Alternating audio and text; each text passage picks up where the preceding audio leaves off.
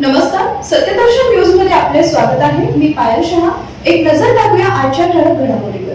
माजी गृहमंत्री शिवराज पाटील चाकूरकर यांचं निधन.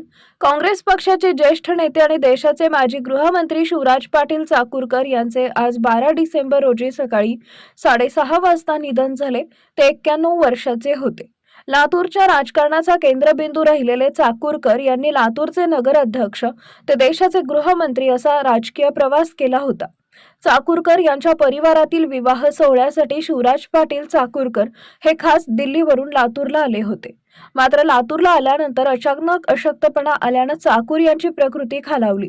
चाकूरकर यांच्यावर त्यांचे फॅमिली डॉक्टर चाकूरकर यांच्या देवघर येथील निवासस्थानीच उपचार करत होते.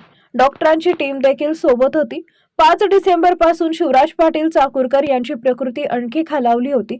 अगदी अन्न पाणी घ्यायला देखील चाकूरकर यांनी नकार दिला होता. पाटील एक दिग्गज राजकारणी. यांनी त्यांच्या दीर्घ कारकिर्दीत UPA सारख्या काळात केंद्रीय गृहमंत्री म्हणून काम करण्यासह अनेक महत्त्वाच्या पदांवर काम केले.